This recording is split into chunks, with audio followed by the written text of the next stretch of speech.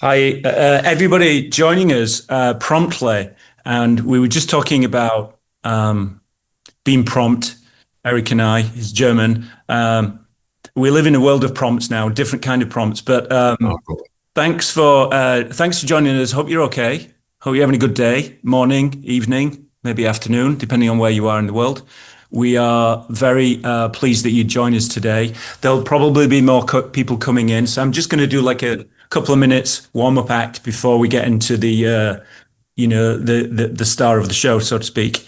And I'll do that by kind of just sharing my screen. I've got a couple of things, a couple of slides, nothing too heavy, not a big sell or anything like that. But talking of being prompt, when I was a kid, we lived in a pub, and my dad used to open the pub at 5 o'clock every day. That was the British time you could open. And there'd be a guy there at 5 o'clock.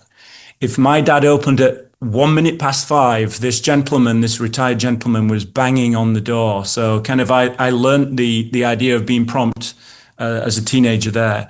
So often people would say to me, what is known and known? I'll tell you what we're not. We're not an agency.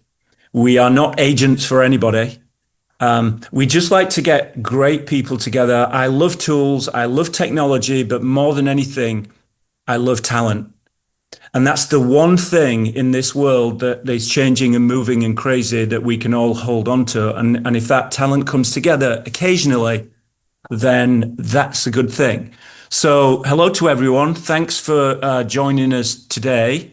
I also want to recognize, I'll just say thank you to if you're in the kind of whatever green room, there was a bunch of members that we were celebrating, all female, in respect of this week or the weekend.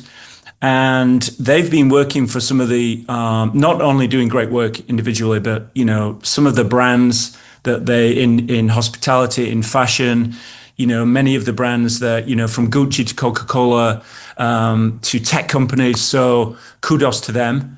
And it's always great to sort of celebrate things that are going on around the world, great talent that you may have heard of, you may not have heard of, but that's the purpose partly of Known and Known. If you are a member, thanks for just, kind of coming along for the journey.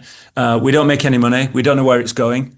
Maybe Eric could give me some advice on making money for Known and Known later. But if you're not a member and you'd like to join us, just please do. It's free. It will always be free. So the idea is that, there's enough to pay for in the world. Erik with a K. And the reason I say that is because those that might know me know that I had an agency called ATTIK. And I remember in 1986, Simon and I were drawing our first logo. And we tried for like 3 days to draw the letter C. We were drawing around cups of coffee and everything, and we just couldn't crack it. So we decided to spell it with a K. And so I have family members, Eric's with a C, but today's Erik with a K. And I'm very pleased to be able to. I think I first, was inspired by Erik's work when I think it's maybe when I was at college, but I got to know him a little bit more. His work when maybe he was doing some work for some magazines in San Francisco, and Wired and Dayglow and ATTIK were in that kind of print mode at that time. And print and technology we want to talk about today extensively and see where that's come from, where it's taking us, and ultimately, what we're all involved with on a daily basis. I've got some interesting quotes from Erik, or maybe they're not all his quotes that I'll talk about. I'll ask him to talk about. He said something on a podcast the other day that I listened to, eat shit, 6 million flies can't be wrong. So we can talk about things like that. I've got a bunch of other things that, we can touch on, typographically. I've worked with Coca-Cola and, I'm currently at Dr Pepper. They have some wonderful history of type. Why is everything, but what's the most interesting, boring font in the world? I'm sure there is one. I'm sure Erik will have a point of view on that.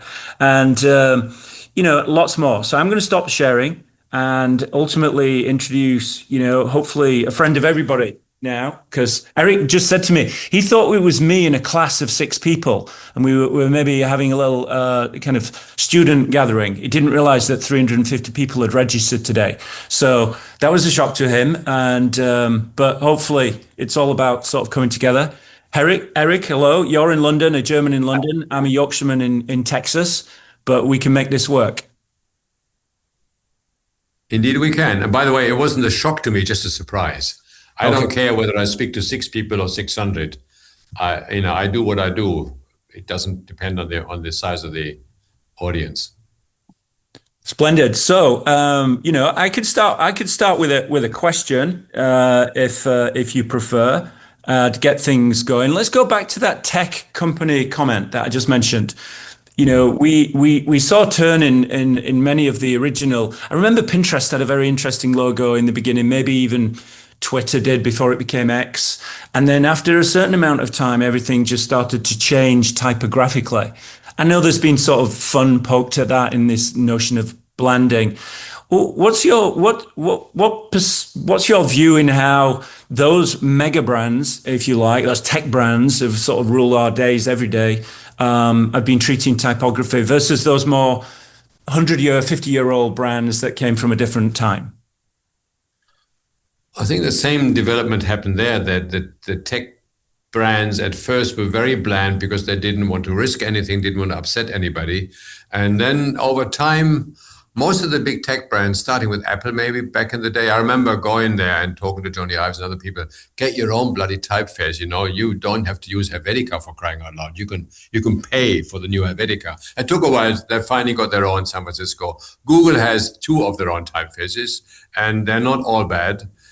Some, I don't know what the others are going. Basically, they're understanding that even today, or even more today, most of the communication, even on screen, is type. We're typing stuff, we're reading stuff all the time. We might have a couple of bald heads like ourselves, but nobody wants to look at bald heads. Everybody wants to read or has to read.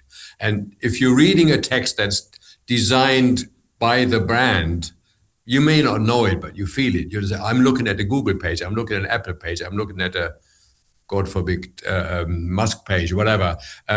They've understood, and the subtleties in type, most people don't understand until they've done it, that there is a difference between this and that typeface, even though an A looks like an A and a K like a K, but it's the tone of voice. I mean, the 2 of us, both middle age, well, I'm older than you, but sort of like old white men with no hair, no hair, I should say. I'm becoming to sound like a Northern Londoner, Northern Englishman, I'm not. So apart from the similarities, we were very different. We have different experiences, a different sound of voice, different everything. But on the surface, we're the same. And the surface is the page, but the style, the essence is in not only what we say, but how we say it. I have a German accent, you have a slight Northern accent, but that puts us into a place, maybe into a place of prejudice, but certainly into a place. And like you said earlier on, we expect Germans to be on time, which German trains aren't anymore, but that's the prejudice. And I have always lived up to it because it's not very good to disappoint people. If you stay within the prejudice, you make everybody happy, and then that's out of the way. I remember starting, I'm going to invite you to share your screen at any point you want. You have 5 principles that you want to share with us. But you said on a podcast, I think it was the same podcast, and I just want to, and Charles Nix, he may be on the call. Hi, Charles, if you are there. Oh, hi, Charles. If you're here, yeah. You said Helvetica is like toast. What do you mean by that? Could you share with us what that? Well, it's like it's white bread. I mean, you remember Mother's Pride in England back in the 60s and 70s. Bread that didn't have any flavor, nor probably any nutritional value, but you could put anything onto it. And Helvetica is like this. I mean, I know Charles worked on the Helvetica now, which is much, much better. But the premise of Helvetica when it came out was basically to be available for everybody at any time, anywhere. In other words, to be bland by definition. You didn't want type to be in the way. It's basically like a white piece of paper that you pick up. You don't think about the fact that it's 210 by 297 millimeters in A4 or 215 by 279 in 8.5:11. You just is a piece of paper. And that's what Helvetica is. Type. You read it. You don't breathe it. You don't do anything else with it. So while that's useful, it's also a missed opportunity because to go back to the toast example, so you put your sausage on toast or your jam or whatever, but you could actually have bread that has not only taste, but also not only flavor, but also nutritional value. You could have a wholemeal bread, maybe spelt or whatever, or rye bread, and then you get the same effect. You still get your jam and your sausage, but you also get nourishment. And that's the sort of type that I want to vote for. The words you were showing was my unit typeface, by the way, the Erik with a K, right? Yeah, that's correct. Unit That's slabs were. And that nobody needs to know that. But you kind of feel, oh, that's a little different from the other. So it's the tone of voice. It doesn't change the message, but it makes it either more comprehensible, it makes it more individual, it might make it more rubbish. Some people might not like it, but that's basically what we're getting at. And like I said, some of the brands have got the fact that their visual voice is as important, well, more important probably than any other voices. Now every company in the world pretty much has their own typeface. Yeah, and this idea that we're staring at screens all day, probably too much, where we, again, I've heard you speak about, as humans, probably from day one, we are spatial kind of people. We're looking for the enemy, we're looking for the triumph, but now we're looking at a screen. And how typography has kind of from this analog world, from signage to this kind of, and even on I don't wear an Apple Watch, but even those screens get smaller and soon become a pair of glasses. How has type shifted in that time, even though it's almost performing the same thing as it did many, many thousands of years ago, whatever, but it's actually now being delivered in a very different way and changing the way we live? Well, I think it still has the same function that it did 400 years ago, just easier to come by.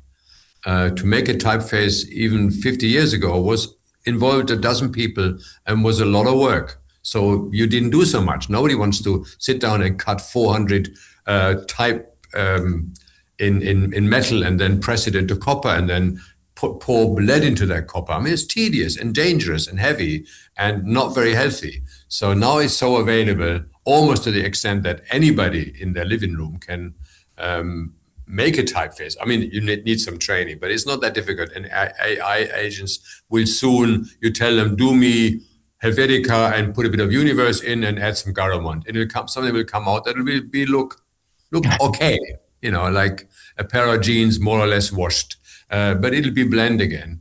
But so my interest is in brands is, I'm not a type designer. I mean, I have designed type. I don't consider myself a type designer. I give brands a voice. And as type is so utterly important, even 50 years ago, it was even more so, I have to consider type as a main element because it's the visual voice of a person or a corporation or a brand. So you cannot design brands without looking at the type. That's basically what I'm saying. Or if you don't do it, it's a missed opportunity. So Apple using Helvetica or anybody else is a missed opportunity. Love it. And I'm intrigued and very interested to get into your 5 principles that you've written after 50 years, or I don't know exactly how many years you've been crafting and in your trade. But if you want to share screen, we'll go through some of that. I've got a pile of questions. I'd invite anyone on this call to pop a question in the chat. I'll be scanning the chat on my phone, and I can maybe throw some spontaneous questions out as well from anyone around the world. Okay, as I only found out this morning, partly because of me traveling and stuff, that I was actually supposed to deliver a lecture of sorts. I took a lecture I did a few weeks ago, also online without an audience, which was very unnerving experience. And I whittled it down to half of this. I'm not going to submit you to 120 slides. The rule of thumb is that you need 2 slides a minute. So 60 slides would take half an hour. I speak quickly and I can also speak condensed. So it's like 12-point condensed. We get more in there. I shall try and show basically what I've been doing, but my essentials about branding and type are in there. So I might as well just keep going. And if it gets boring, if I repeat myself, do the hell interrupt me. I like being interrupted by somebody who's, because I'm not watching and I've done this before. So you might see things that I'm missing or see things that I'm, oh, come on, enough already. You know what I mean? Yeah. I think we're friends now, James. I'll be your co-pilot. I'm behind you with a question or two. Yeah, and you can also be the guy with the brakes, okay? Yeah. So I'll share. I can press the. I'm so proud of myself. I can press that green button now. All right, I'll wait for the PDF to come on.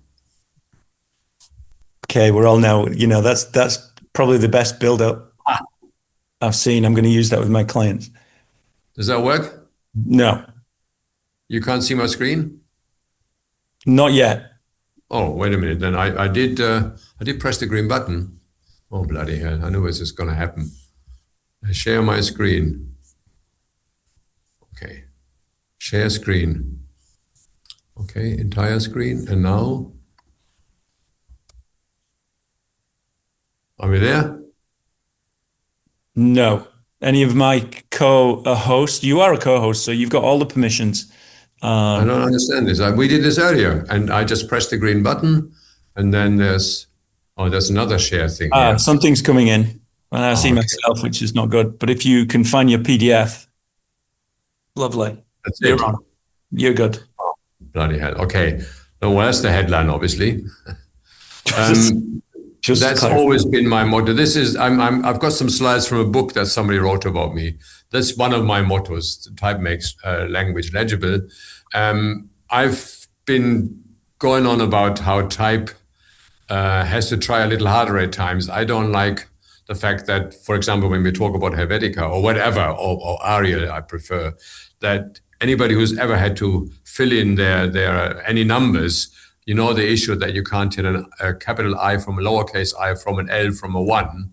So all my typefaces have always taken much care to make those critical ones distinguishable. When I talk about type design, I don't design type for display, for biscuit packets and stuff. I love it, but it doesn't interest me. I do it for reading, and especially for reading under difficult circumstances, meaning while you're in motion, looking at signs, while it's forms that you have to fill out. That's the sort of stuff that I've been interested in most of my life. So these are some of the examples. These are some of the typefaces I've done over time, and as you can see, they're very much similar to each other, but then again, every typeface is similar to another typeface. Otherwise, we wouldn't be able to read it. An A is an A and a B is a B.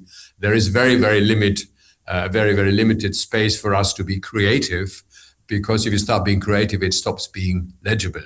So, if you look at the E's here, they're pretty much the same thing. It's an O with a bit missing and a crossbar, and there's a very subtle modulations of that shape. Just a couple of brands that I've been involved in. We did way back when I was at MetaDesign, which was my company. We did Audi, which of course everybody knows. At the time, this is the late 90s. We were doing the brand in these incredible manuals, like 4 or 5 manuals, one for print, one for online, one for presentations, whatever. And the stuff was on CD-ROMs. It all ended up in large folders on the shelves of some managers that nobody ever looked at again. But we got paid for it handsomely, and they are nice pieces, and I like to remember them. There was a lot of technology involved, making a logo that had gradations in them. But we also had to work in the rest of the world, which some people forget. The world is not just the Latin alphabet.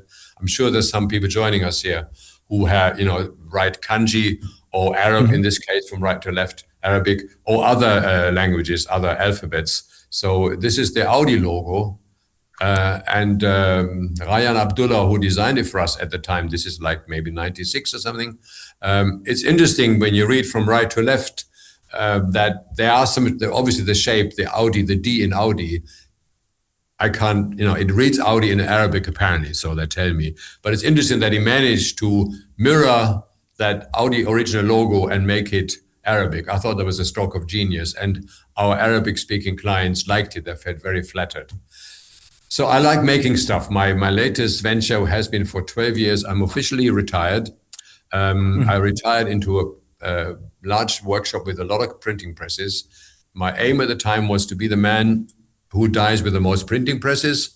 I won't get that record. I have a friend in Italy who has way more presses than I do, but mine all work, even though some of them are now in storage. And the reason we're doing this is me and Lilith, my former assistant in the workshop, that some of you may have noticed, working by hand, touching something, and especially in letterpress, which is where the letters are made from metal or wood, you have to touch the space. Most of the stuff you see there is white will be white space once you print it. The little thing that she's rolling over gold, that'll be a printed quarter circle.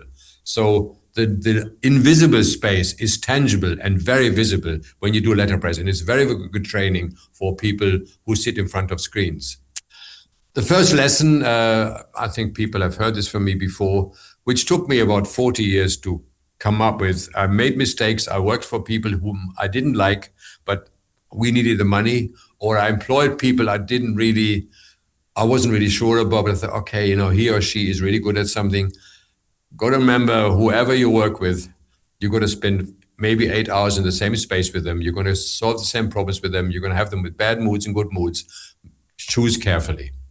I have a question there.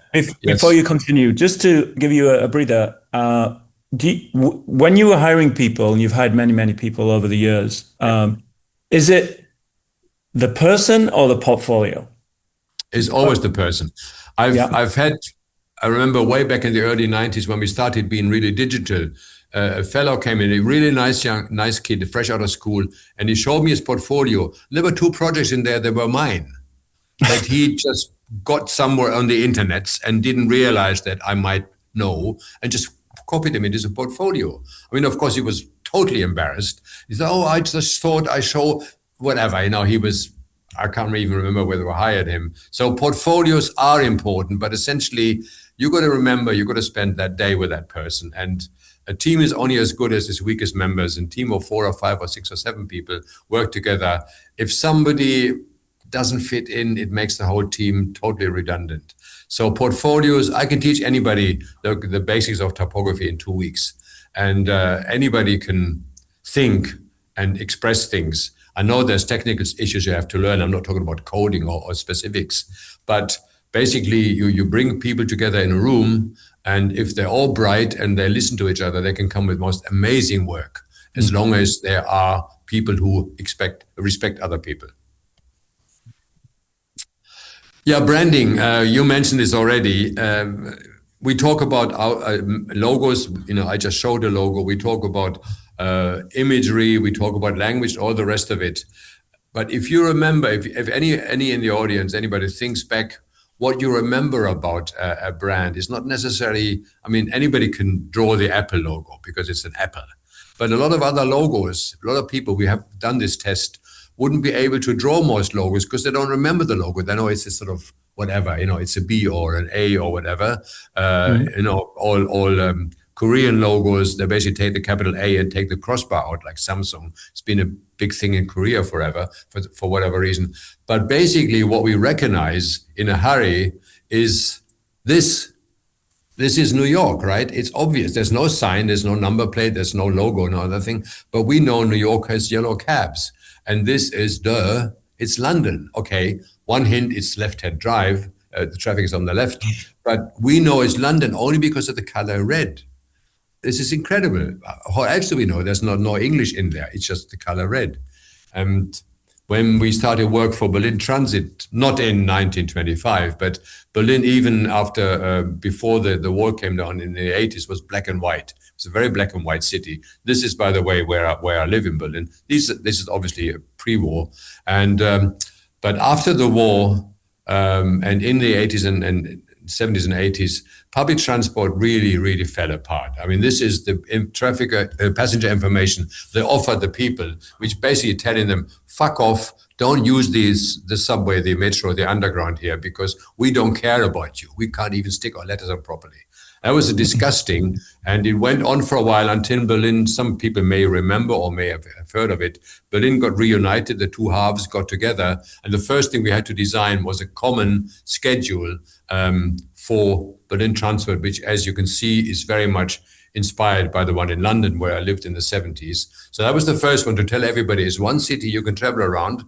But the next thing was to give them some sort of sense of pride or identity. The top ones are the trams and the buses in the east and the west, and the bottom is the underground in the one on the left in the east, the underground, the metro train in the west, and the next one is the tram in the east. So they're all totally different, and people didn't know whether they could get onto them because they weren't familiar with the color, whether you lived in the East or the West. So the boss asked me what to do. I said, well, very simple, just make him yellow. Duh, I mean, what's the common denominator? It's yellow, not beige. No brand could ever be beige. I mean, a lot of brands are beige, but because beige is the color that a committee would decide upon, but that's not a color you can brag about. So Berlin has been yellow since the early 90s, and I had hair. And we just recently did a book about it, a former student of mine, Lars, and we looked for a headline, and we said Berlin is yellow. That's the headline, and Berlin is yellow as London is red, as other cities have other colors. That's the brand, in other words.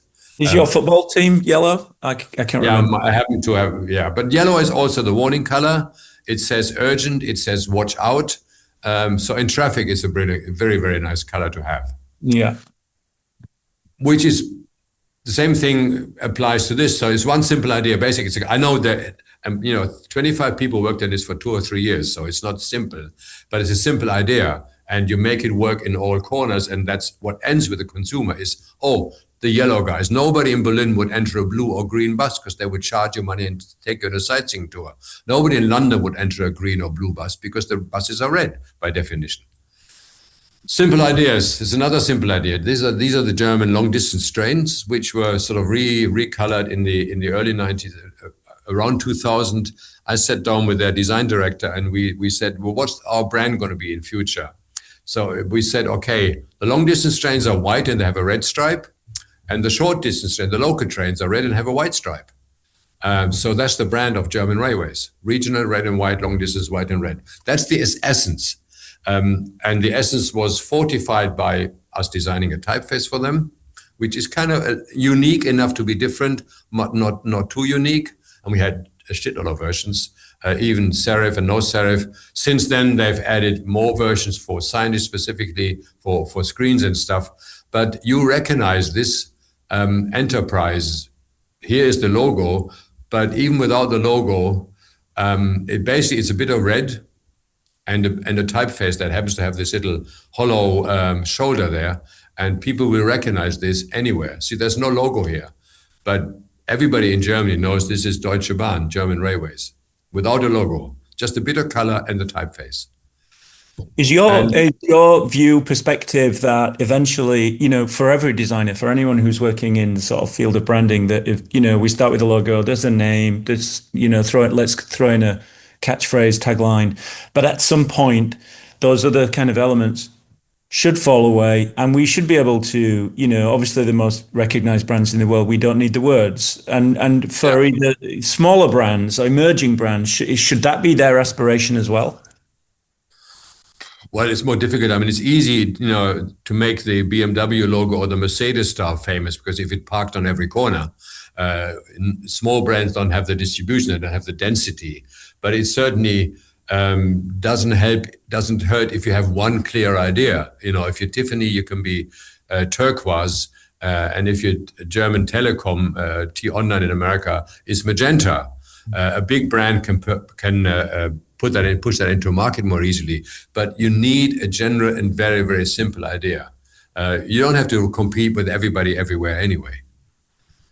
So yes, and typography for me is something like a nervous system. I mean, I'm breathing and thinking and speaking and looking at the same time at the moment, but I'm not aware of it because I'm doing all of it at once. It's run by my brain down my backbone and out of my mouth, and I'm not aware of it. And that's what typography is. You're not aware of it. If you're aware of it, it's in your face.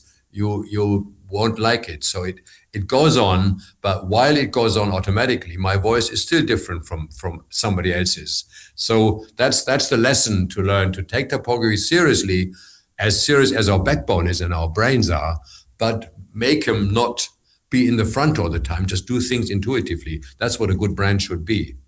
Let me show you one more example from a brand that we designed actually here in London, 25 years ago.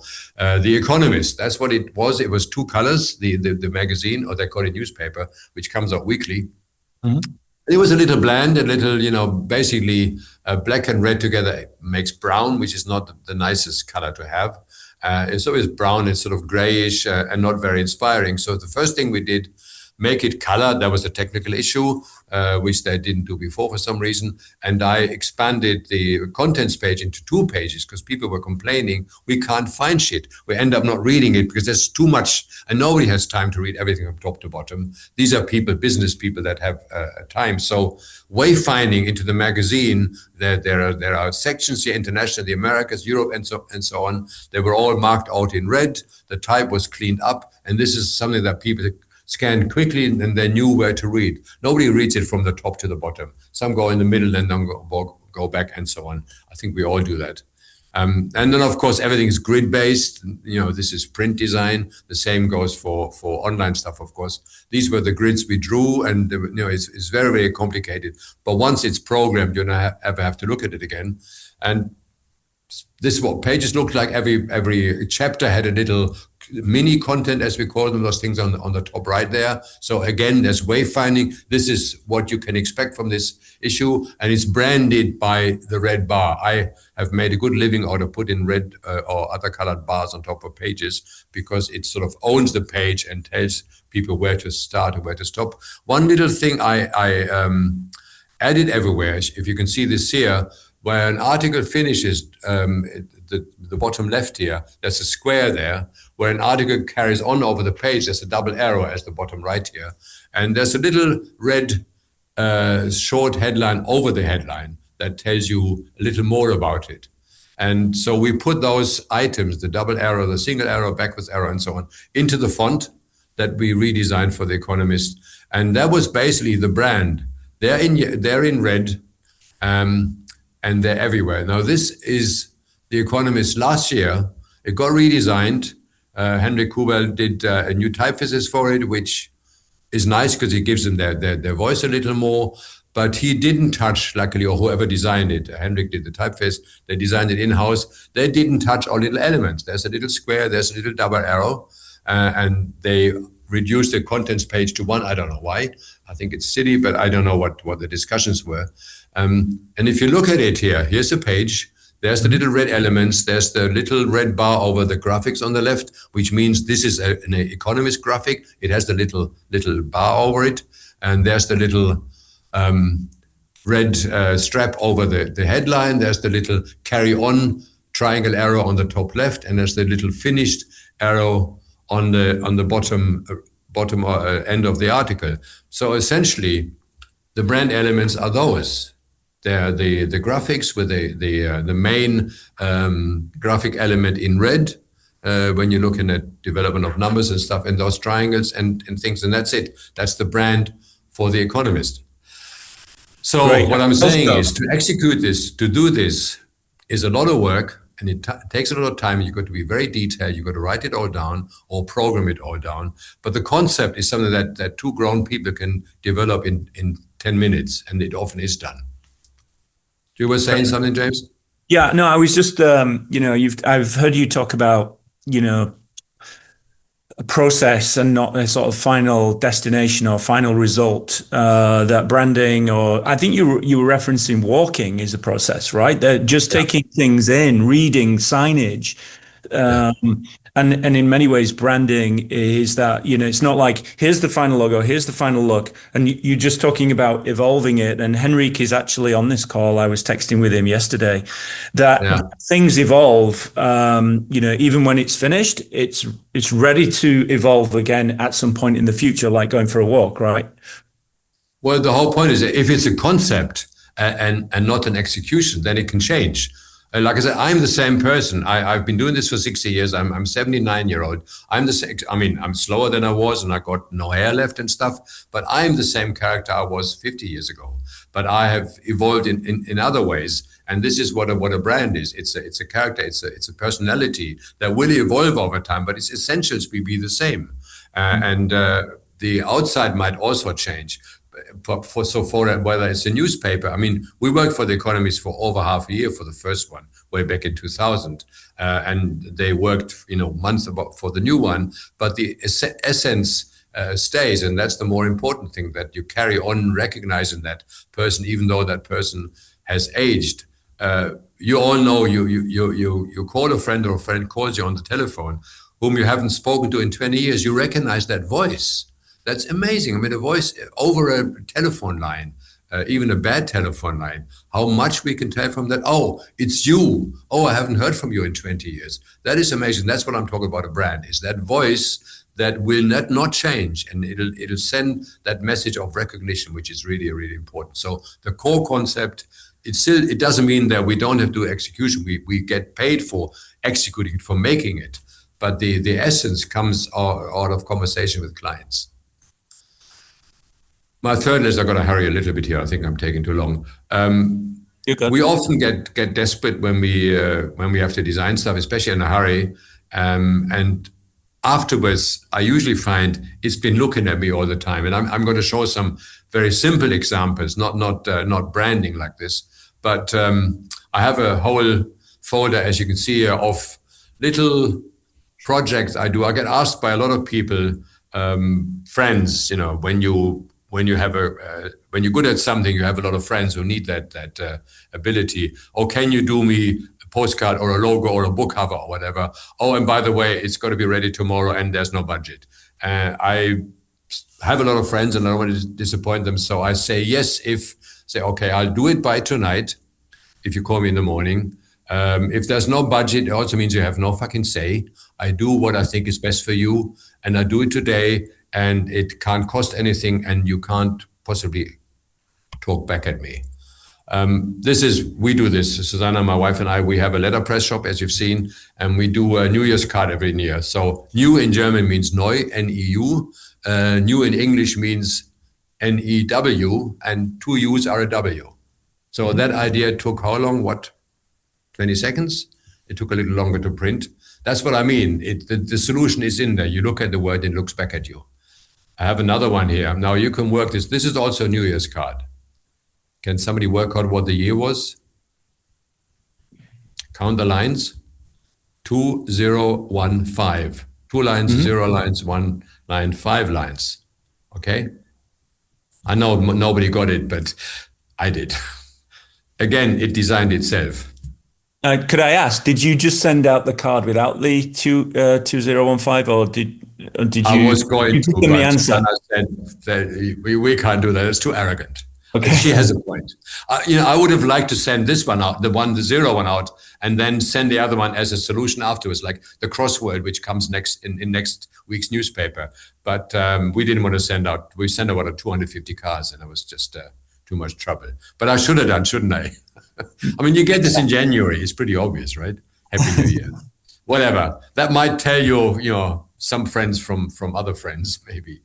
No, we didn't want so arrogant. I got asked by, I can't remember who this was, some way back, some little design company said, oh, we asking a dozen or so designers to visualize the famous 404 page. This is a coding company, some programmers. So I did this. Okay, who can write binary here very quickly? That's 404 in binary, okay? So it's for the people who know what they're talking about. 404 in binary. This is Cards for Humanity, the guys in Chicago that do that card game.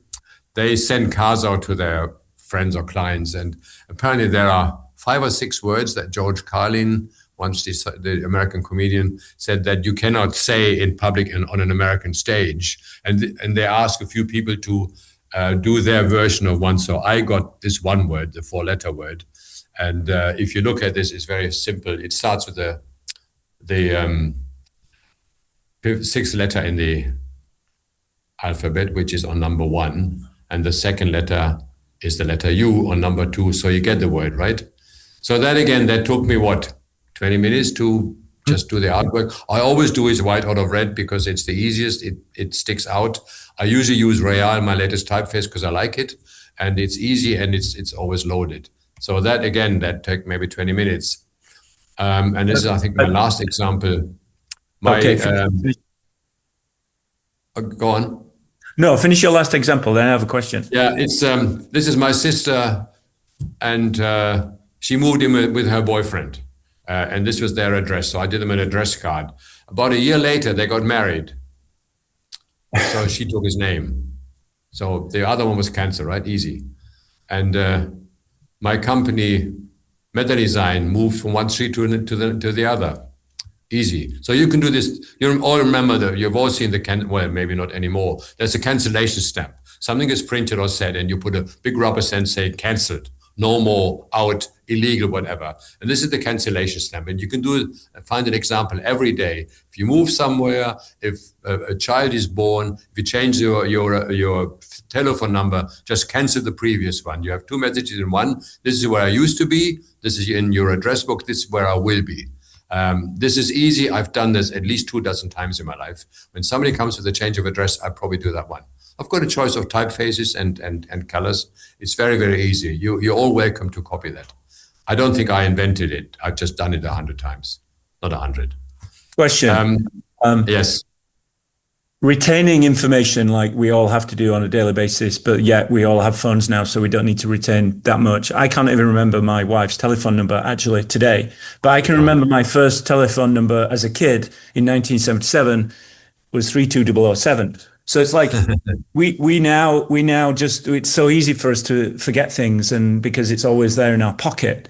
Do you think that type and numbers and information, I know you read a lot, and on a daily, well, everybody does, but I know you submerge into kind of reading. Do you think that that's a I wouldn't say a dying art, but those that are digitally native young people that are now in their early 20s, maybe, do you think that things are going to change typographically in the way we kind of deliver that information at the same time? I'm afraid so. I mean, I have a 24-year-old grandson, and he is totally digital, which means if the batteries run out on his iPhone, he is lost.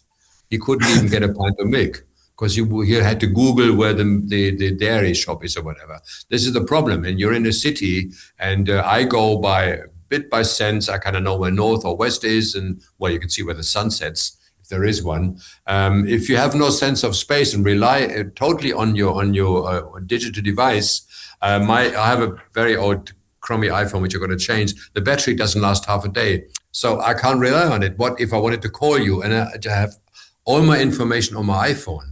I'm well and truly stuck if the batteries run out or there's no more oil or whatever. So I urge people, do not forget all your analog capabilities. Write things down. I always carry little notebooks with me. I have a pencil I had a pencil in my breast pocket a minute ago. Write things down all the time. And I go back through my old notes, and just recently I sorted through old notebooks, and I found a couple of ideas wrote down that I knew I'd had some concepts. It was concepts for some books and posters, and I've forgotten them, of course. And I find the notebooks, and it all comes back, and it comes back differently. Because if I look on my computer, I've got to know what I'm looking for. What did I call the file? I don't remember what I called the file 2 days ago, let alone a year ago. But if I open my notebooks, not only it comes back what it was, but what it looks like and what I've been thinking. My thinking process in a couple of sketches. I just urge people, that's the reason why I have an analog workshop. Use your hand. And to quote our infamous German philosopher Immanuel Kant, the hand is the window to the mind, he said. And it is very true. The English word is grasp. We grasp things because we touch them. That's how kids learn. So let me get to my last one. And then there's a few lessons after that, no more images. People make mistakes, even client makes mistakes. And I got this brief back in the 91, there it is. This is also for some of you who have never seen a sketch. This is when you take a pencil in your hand and you make marks on paper. It's called sketching and writing. So I got a job by the Dutch post office in 90 to design 4 stamps for the Olympics. So this is the brief, 4 stamps, 65, 75, 80, and 90 cents. And there were the sports. And then I said, wait a minute, 4 stamps, but there's 5 sports. See, it's 5 sports: athletics, ice skating, field hockey, rowing, and volleyball. So I could have called them and said, wait a minute, guys, is there a mistake? And I thought, no, they must know what they mean, what they want. So they give me 5 sports and 4 stamps, it must be the brief. So I started sketching, how do we get 5 issues onto 4 separate pieces of paper? These were the issues. And of course, as you may know, there are 5 rings in the Olympic rings, and they have 5 different colors, and the colors have meaning. So these are my sketches. And then, every stamp has to have a white stripe for the OCR reader, and every stamp has to have its value on there. Well, it's 80 cents or 65, but there have to be five different sports. So I use the 5 different sports in the colors of each of the Olympic rings in their position. And these are the sketches. And then I said, well, while we're on this measuring thing and values, I would like to use the graphics or the typographics of sport, because every sport has its own markings, whether it's the measurement of the football field or the hockey field, or the drawings of the rowing boat, or the circle in front of the goals. So that was my idea for the background. Type white out of blue. Those drawings were supposed to be white out of gray. And then the Dutch client said, that's a little, as they said, too Teutonic. It's a little too rare. We want a little more entertaining. So then I went back and found some photographs, as it happens in this case, of German teams. If anybody knows anything about Dutch design, a fellow named Piet Zwart was famous for his collages. So I cut these out and put it on my desk and and took a cheap photograph with at the time, it's a proper camera, probably this is been 91. And this is what I presented to my clients, because they said, well, we need extra illustrations. We can't just have those fields on the top. We need the illustrations. I think they're horrible. I think the stamps are much nicer without the photographs. And then came the Dutch flag on top of it. So it all got very, very overloaded once they were published. But I could have just called them and said, wait a minute, can we just have 4 stamps? Then they turn out and said, oh, by the way, we made a mistake. There should have been 4 sports and 4 stamps. But my disobedience, or maybe I was too afraid to admit that somebody made a mistake, it came up with a solution that is at least unusual. So in other words, you make a mistake, celebrate it, make it an issue. So these are my final words for you young and older kids out there. No client cares whether you had a wrong brief, no money, not enough time, bad conditions, it rained, you were in a bad mood, your wife was having a baby. Nobody gives a toss about what you were like. We get judged by the results of our work. Whatever we say, this is towards our colleagues, the people in the same studio, and our clients. So if anybody there has not done this, there'll be a lot of mediocrity. There will be clients who will talk everything into being beige. You will make mistakes.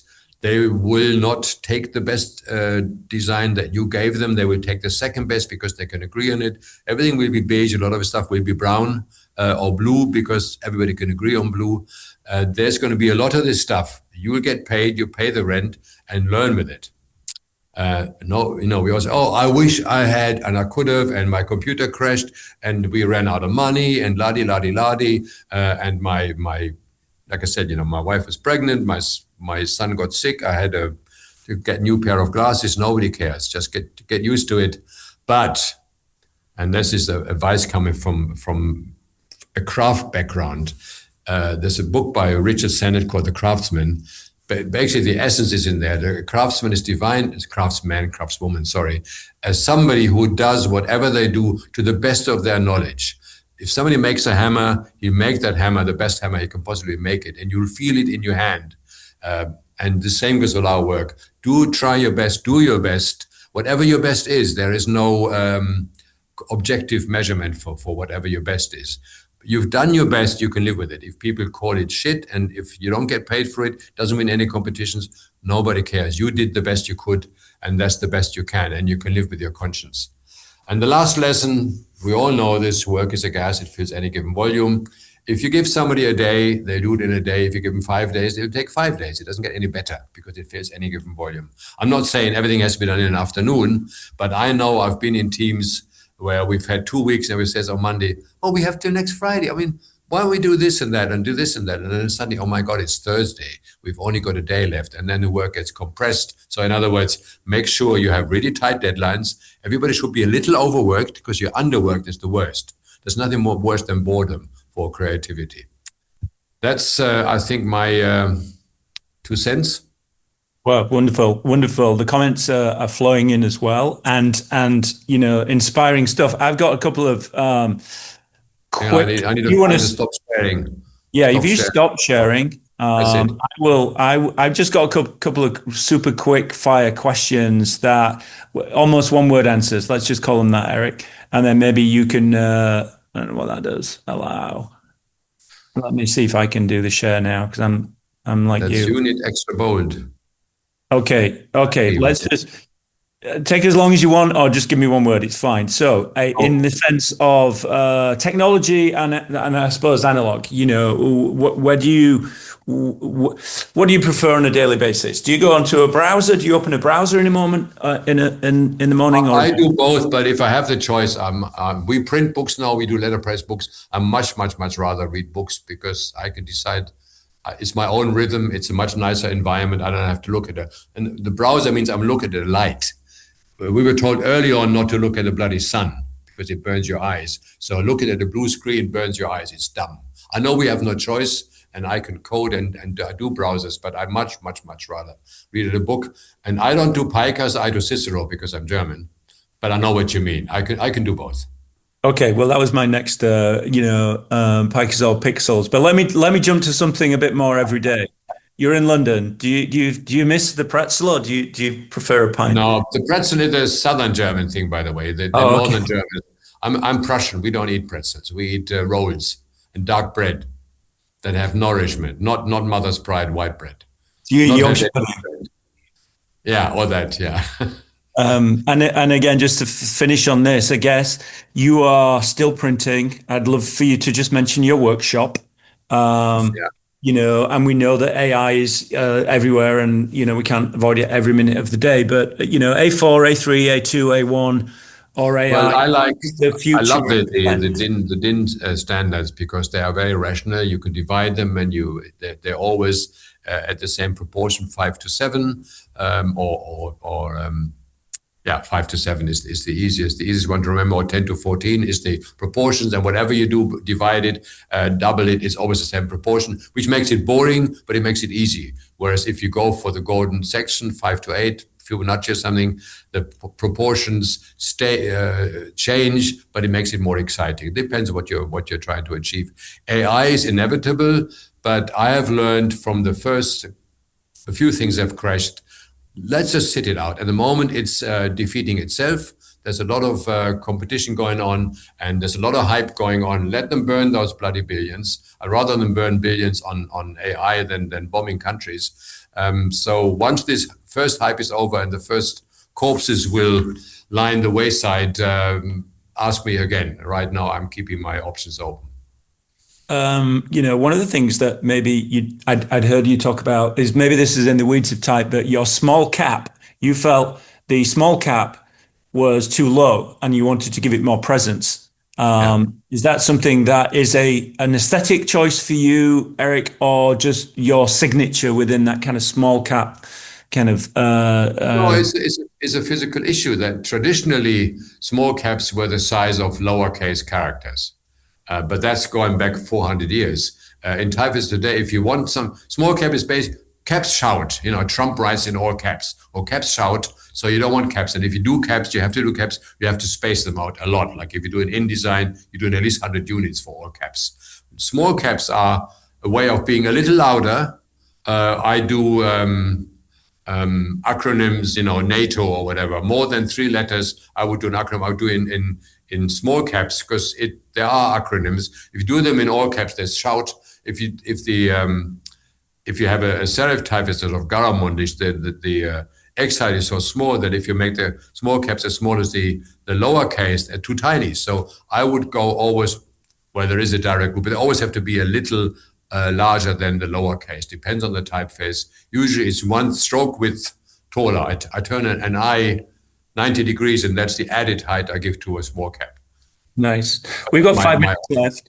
I'd love to know what's your latest font. What are you working on? And if it's published, where would we find it? I'd read about the Series 57. I'm not sure if that's 57, yeah, that's the latest. okay. You go Okay. to you just query Neue NEUE 57, and you get to Alex Roth's website where he says it. This is a discovery, an unpublished metal typeface from 1957. which is very unusual.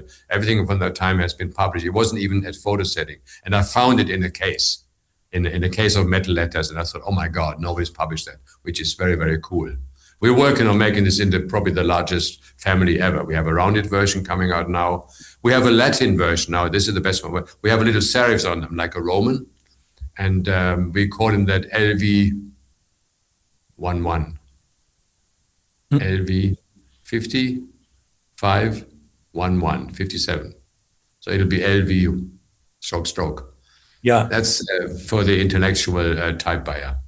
When from a brand side, when is it too many fonts? Like, you know, you have the branded font, you have a house of, you know, fonts in it, or a brand has a serif and a sans serif, you know, it wants to be direct, but also, you know, kind of communicate in different ways.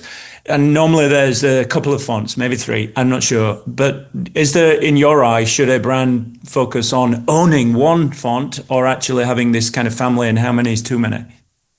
I think the weights are a technical issue often. You know, if you reverse out, you need thicker weights. You have a very small type, you might need a thicker weight. If you have a lot of information, you need to have a slightly condensed weight, a condensed face. If you want to appear bookish, you need serifs. If you have long reads in a magazine or a newspaper, you would want a serif. So I do advise for a family that covers all the media, because we do expect to read a book in a serif face. Nobody wants to read a book in Futura, even I just recently did this, or Helvetica. There are, it's a mix of prejudice and routine and custom and history and also physics, because the serifs have a role in it. So I would always have a complete family, but look carefully at what the client wants. If they don't publish anything black and white on paper, then to hell with them.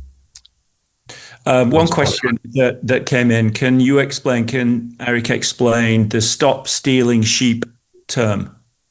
Oh my God, that was...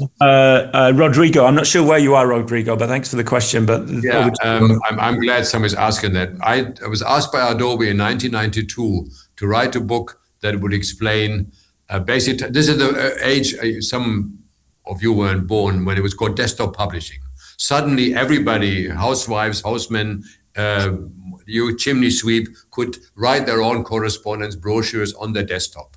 And so the brief from Adobe was to write a book for their word, housewives and secretaries, to teach them the basis of typography. And my client, the publisher, who shall remain unnamed, he came up with this. There was a quote by Frederick Gaudi, the American type designer, who in some conference in some thing or other wrote this saying: people who would letter space lowercase would also, as he said, shag sheep. I shan't explain that word in other English words. Do bad things with sheep. And he thought that was a very, very clever but then you couldn't say shag, or let alone, whatever. So he said steal, which of course is a very weak, it's a dumb, and he thought it was so funny that the book was called Stop Stealing Sheep. It is explained in the first issues. The last one I did, which is number 4, the 4th issue after 30 years now. My God, it's more than that. It is now finally called, it's 25. 190. Oh God, it's a long time ago. It's 30 years. Is called just Learn How to Use Type Properly. And the subtitle is, because people call it the sheep book. And they're right to ask, it's the dumbest thing, it's the dumbest idea. And I wish I had contradicted the publisher, but I was so happy that Adobe gave me the project that I didn't dare. So there you are, live with your mistakes. Well, we've got 1 minute left. We're up on time, actually. We've got a gift for you. If Paul, and my friend Paul Emmer is there, and we can make him a co-presenter, and maybe we can put his camera on. Hi, Paul. That's what Paul. Hey, James. How are you? Erik, nice to meet you. So we sort of have a little gift for you. You could have one, either or both. So Paul's our dad model and helped us produce a couple of these known baseball caps. Yeah, we produced these. Walking around London with these, if we can get Paul full screen. As long as it's not red and has 4 white letters on it, I'm okay with it. Yeah, we produce these hats, and I'm happy to report, Eric, it's not Mother's Pride White Bread Helvetica. So, I can see that. yeah, I believe, James, I think you had mentioned we're using Adonis, which is Aonic, and designed that's a by, Mark Bloom font. So if Mark's on this call, thanks. I was texting him this So what's morning. the choice? White, black on white, white or black. Well, normally I would. No, I like the term unknown. I want to have my name on my head, and I can always say I'm unknown. I like that. I like that. I know that's why you call the company. I think it's very, very funny to be called unknown. Great. I'd love that. In other words, Paul. Maybe we'll send you both, and you can give the other one to a friend. I also like black and white as a choice, because on a bicycle, as I ride a bike all the time, a white one is better because I'm seen more easily. If Perfect. you could spare both of them, I'd be very obliged. Of course. Thanks, Paul. Thanks for being our in-house model, Eric, and thank you so much. I can't believe how quickly that this 1 hour has gone by. It didn't hurt, did it? It wasn't so bad. Yeah, it wasn't great. It wasn't so bad whatsoever. Thanks to everyone on the call who made it. For those that didn't make it, we'll do a sort of a YouTube version of this. Lots of friends in the room, lots of new friends in the room as well, and hopefully we can do this again. Just a quick plug for next month. Eric, I hope you can join us with our guest speaker next month in April. Will be Noma Bar, the illustrator. So we hope we'll get some a different type of inspiration from Noma that will be published, I think, 17th of April. But Eric, from London, from me in Texas to you in London, I really appreciate it. I would like to. I just see a lot of names popping up there, like Matteo, just Bologna. A lot of names coming up there. People I know saying hello. Hello to you all. It's great to see everybody. I'm glad you got us all together.